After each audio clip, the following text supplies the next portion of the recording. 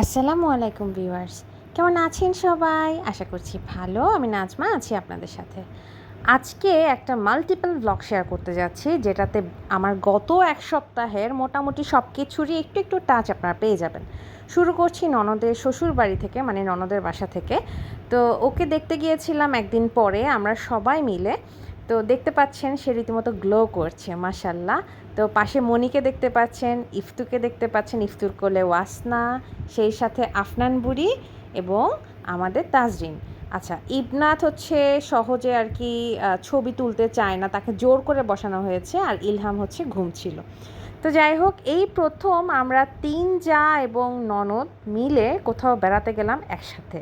সচরাচর যেটা হয় যে এক জায়গায় হওয়াটাই একটা বিশাল ইস্যু হয়ে যায়, যেহেতু সবাই জব হোল্ডার মোটামুটি। তো আমি একটু ক্লিয়ার করতে চাই, আমাকে হচ্ছে বেশ কয়েকজন হচ্ছে জিজ্ঞেস করেছে যে আরিফ কি করে, মানে বর কি করে। এটা আমি কিন্তু বলেছিলাম একটা ভ্লগে, বাট হয়তো আপনারা ভ্লগটা মিস করে গেছেন। আবারও বলছি আপনাদের জন্য, সে 41 বিসিএসে শিক্ষা ক্যাডারে জয়েন করেছে, আর 43 বিসিএসে সে সুপারিশকৃত অ্যাডমিন ক্যাডারে। এ হলো তার কন্ডিশন। আপনারা অনেকেই আমার কাছ থেকে জানতে চেয়েছেন, এবং শারমিন জব করে কিনা। হ্যাঁ, শারমিনও জব করে, দোয়া করবেন ওদের জন্য। আচ্ছা, তো ওদের নতুন বাসা একটু ঘুরে ফিরে দেখলাম, মোটামুটি গোছানো প্রায় হয়ে গেছে। ক্রেডিট গোজ টু খালামণিরা, শাহনাজ আন্টি এবং অন্য খালামণি, ওরা মিলে মোটামুটি ঘরটা একদম অল্প দিনেই ফিট করে ফেলেছে। আচ্ছা, ইবনাথ বুড়িকে কোলে নিলাম। সে বললাম না, সে একটু অসুস্থ ছিল, পুরো বিয়েটা আসলে সে ভালোভাবে এনজয় করতে পারেনি, কিন্তু সে বড় মাম্মার কোলে উঠে, এটা হচ্ছে সবচেয়ে ভালো দিক। তো ওয়াসনা ইউসরা হচ্ছে নতুন বউ, মানে ফুপ্পির সাথে তারা একটু ছবি তুলবে। আমরা আচ্ছা ঠিক আছে চলো, আর সেই সুযোগে আমরাও আবার একটু ফটোশ্যুট করলাম। ওই যে বললাম, অনেক দিন পরে আমরা পরিবারের সবাই মিলে আর কি, ছেলেরা বাদে সবাই মিলে কোথাও গেলাম। এটা অবশ্যই আমাদের জন্য একটা স্পেশাল স্মৃতি হয়ে থাকবে। এই ব্যাপারটা আমি অবশ্য খেয়াল করিনি, তাজরিন আমাকে বললো যে ভাবি দেখেন, এটা কিন্তু আমাদের ফার্স্ট কোথাও যাওয়া যেখানে আমরা সবাই একসাথে আসলাম আসলে। তো যাই হোক, ওখান থেকে বের হলাম। ওই দিনের আমার আর তেমন কোনো ফুটেজ নেওয়া হয়নি। আমার গত একটা সপ্তাহ জাস্ট রোলার কোস্টার রাইডের মতো গেছে। আরেকটা দিন আর কি আমি স্টে করেছিলাম চিটাঙে। ওই দিনটাতে আমি আপনাদের ভাইয়ার সাথে বের হয়েছি অ্যাজ ইউজুয়াল আমার পছন্দের জায়গা সিআরবিতে। চিটংয়ে অনেক জায়গা হয়তো আছে, কিন্তু একটু দূর হয়ে যায়, কিন্তু সিআরবিটা যেটা, এটা হচ্ছে আমার যেতে একটু ইজি লাগে, এটা একটা। আর সবুজ দেখতে আমার ভালো লাগে, শান্ত প্রকৃতি ভালো লাগে। সিআরবিতে সবচেয়ে ভালো দিক হচ্ছে এখন সেখানে অবৈধ যে ইয়েগুলো ছিল, দোকানগুলো ছিল, ওগুলো উচ্ছেদ হয়ে গেছে। এর পরের কথা বলি, দুঃখের কাহিনী। ওয়াসনা ইউসরাকে চিটংয়ে রেখেই, মানে মায়ের বাসায় রেখেই আমি আর আপনাদের ভাইয়া চলে যাচ্ছি ঢাকার উদ্দেশ্যে। আমার যেহেতু ডিউটি জয়েন করতে হবে, কিন্তু 2-3 দিনের জন্য গিয়ে আবার আসা, বাচ্চারা অসুস্থ হয়ে পড়তো, এটা চিন্তা করে ওদেরকে রেখেই আমরা রওনা দিচ্ছি।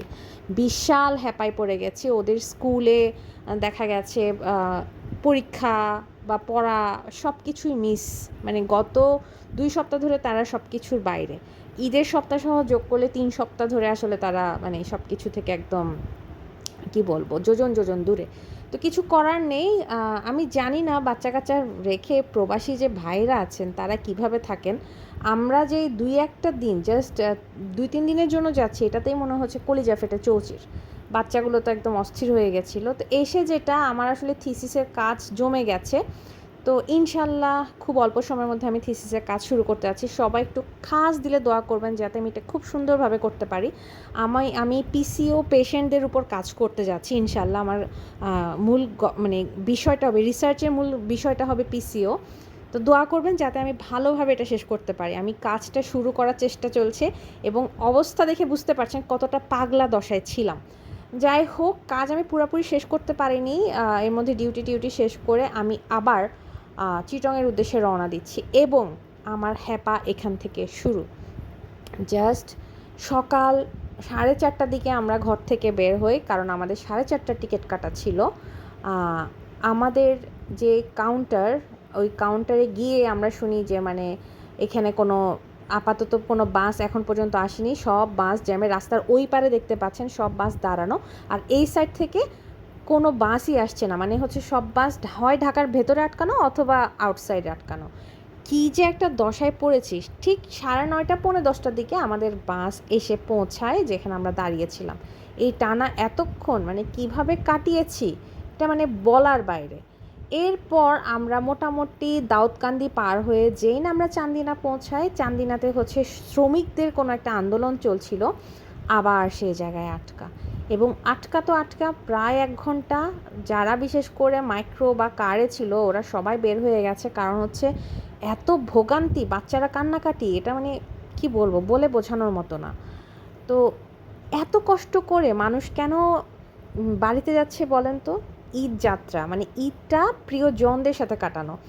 তো আমি ওকে বলছিলাম, মানে আপনাদের ভাইয়াকে বলছিলাম, আর কখনো অ্যাটলিস্ট কুরবানির ঈদে আমি বের হব না। অল টাইম কুরবানির ঈদ যেই জায়গায় থাকে ওই জায়গায় করব। কারণ কুরবানির ঈদে আমার মনে হয়েছে সবচেয়ে বেশি কষ্ট হয়।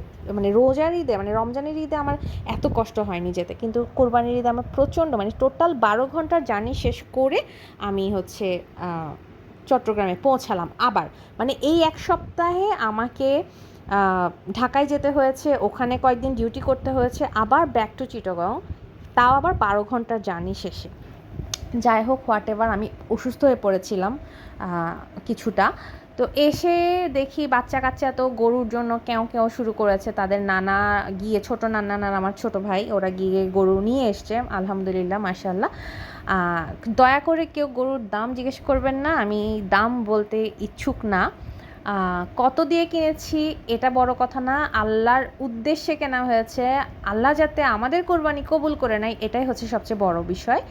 আপনাদের সকলের কুরবানিও আল্লাহ যাতে কবুল করে নেন, আমার পক্ষ থেকে, আমার তরফ থেকে এটা দোয়া থাকবে।